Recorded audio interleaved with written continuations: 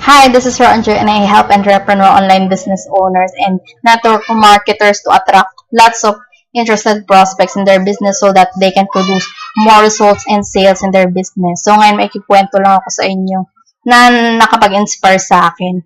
Kasi minsan dumarating yung time na nag-struggle tayo sa business natin. Darating talaga yung time na magkakaroon ka ng mga problema, mga challenges na mararanasan dyan sa ginagawa mong business. At ito yung nagpe-prevent sa atin kaya hindi natin minsan makuha yung goals natin, yung pangarap natin dahil sa mga struggles na to. So, kukwento ko lang sa inyo yung isang kwento ng isang babae na nangangarap siyang maging singer, sikat na singer. Pero nag-i-struggle siya, marami siyang challenges na nararanasan, pinipintasan siya ng mga tao. Pero hindi yun yung dahilan para makuha niya yung pangarap niya. Kasi itong babaeng to, ang pangalan niya is Sheila. Nawiwirduhan sa kanya yung mga tao dahil sa kakaibang ginagawa niya. At lagi siyang may dalang isang maleta na medyo malaking maleta tapos ang laman nun ay malaking bato. So, bakit kaya? Kaya nawiwirduhan yung mga tao dahil lagi niya yung dala. At ito pa, ang kakaiba sa kanya kasi kapag nakikipag-usap siya sa mga tao, laging may tono yung salita niya. Ang lagi niyang sinasabi sa lahat ng sinasabi niya kapag nakakausap niya yung lahat ng mga tao, laging may tono. Halimbawa, kumain ka na ba? Kamusta ka na? Kaya, yun, nawiwirduhan yung mga tao. May sira ba to sa ulo? Bakit ganito itong magsalita? Tapos yun, sa tuwing nagsasalita siya, lagi na lang ganun. Kaya, pinagtatawanan siya ng mga tao, pinipintasan siya, tapos sinasabi sa kanya na hindi naman ganun kaganda yung boses niya, hindi naman ganun kataas yung boses niya, hindi daw siya masyadong magaling. Pero, hindi niya pinansin yun. Tinuloy niya pa rin yung ginagawa niya, ganun pa rin siya, kaya naiinis yung mga tao sa kanya. Tapos, dumating yung time na nagkaroon ng isang malaking singing contest sa ibang bansa. Di sumali siya doon, pumunta siya doon. Tapos, nanalo siya doon sa singing contest na yon. Tapos, napanood siya ng mga tao na namiminta sa kanya. Tapos, nung nagulat sila, nung nanalo siya. Tapos, nung nanalo na siya, syempre, i-interviewin ka pag nanalo ka. Ayun, i-interview na siya. Akala ng mga tao na namiminta sa kanya, magsasalita na naman to ng may tono, yung salita. Tapos yun, nung nagsalita na yung babae, nagulat sila kasi nakapagsalita ng diretso tong babae. Yun lang yung first time na narinig nila yung babaeng yun na nakapagsalita ng diretso, na walang tono, diretso talaga magsalita. Sabi nila, matino pala tong babaeng to.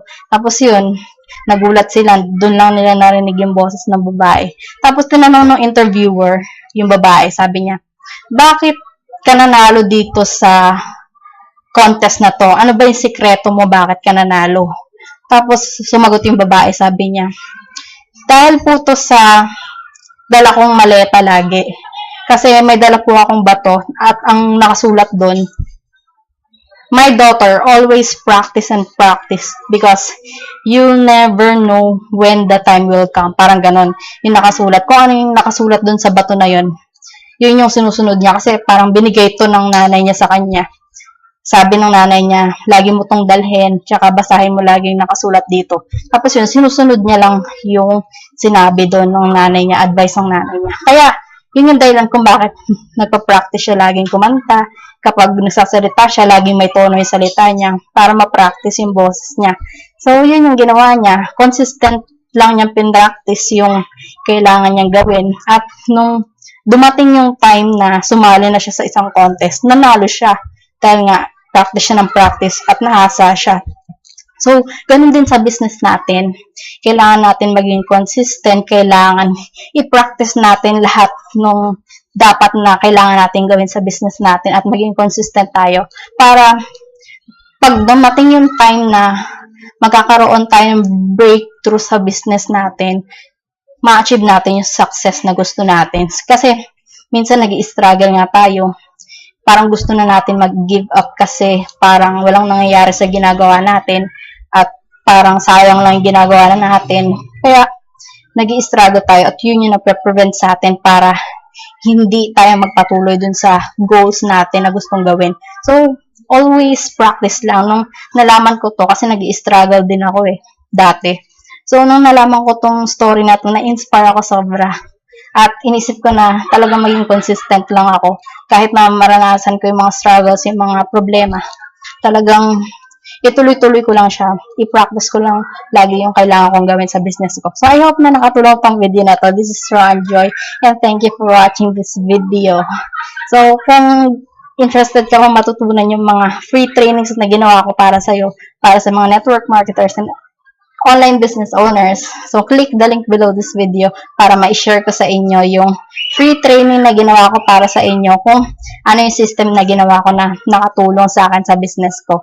So, thank you for watching this video. This is Rowan Joy na nagsasabing your success will depend on the amount of time and effort you commit. So, okay? See you on my next video. Bye!